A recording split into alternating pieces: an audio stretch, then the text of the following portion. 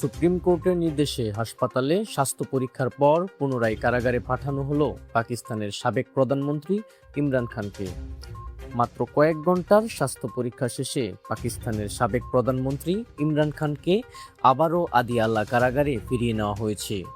পাকিস্তানি সংবাদ মাধ্যমের বরাতে এখন পর্যন্ত জানা গিয়েছে, বৃহস্পতিবার গভীর রাতে কড়া নিরাপত্তার মধ্য দিয়ে তাকে ইসলামাবাদের শিফা ইন্টারন্যাশনাল হাসপাতালে নেওয়া হয়। ইমরান খানের হাসপাতাল সফরকে কেন্দ্র করে হাসপাতাল সংলগ্ন পুরো এলাকায় চরম সতর্কতা জারি করে প্রশাসন। পুলিশের পাশাপাশি কারা কর্তৃপক্ষ, পাকিস্তান রেঞ্জার্স ও স্থানীয় প্রশাসনের ৮০০-র বেশি সদস্য নিরাপত্তার দায়িত্বে মোতায়েন ছিলেন। এর আগে পরিদর্শক পদমর্যাদার পুলিশ কর্মকর্তারা হাসপাতালের সার্বিক নিরাপত্তা ব্যবস্থা পর্যবেক্ষণ করেন। উল্লেখ্য, গত মঙ্গলবার কারাবন্দী ইমরান খানের শারীরিক অসুস্থতার বিবেচনায় ৪৮ ঘন্টার মধ্যে তার প্রয়োজনীয় স্বাস্থ্য পরীক্ষার নির্দেশ দেন দেশটির সর্বোচ্চ আদালত। সরকার পক্ষ আদালতের এই নির্দেশের বিরুদ্ধে আবেদন জানালেও সুপ্রিম কোর্ট তা বাতিল করে দেন।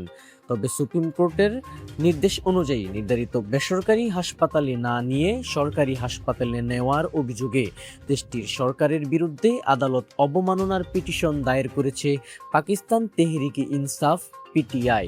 আজ শনিবার পিটিআই এর মহাসচিব সালমান আকরাম রাজা, ইমরান খানের বোন উজমা খান এবং আইনজীবী উজাইর বান্ডারি যৌথভাবে সুপ্রিম কোর্টে এই পিটিশন দাখিল করেন।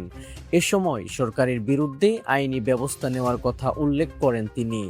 ২০২৩ সালের আগস্ট থেকে কারাগারে থাকা এই সাবেক প্রধানমন্ত্রীর শারীরিক অবস্থার অবনতি নিয়ে গত ১ বছর ধরেই উদ্বেগ প্রকাশ করে আসছে তার দল ও সমর্থকেরা।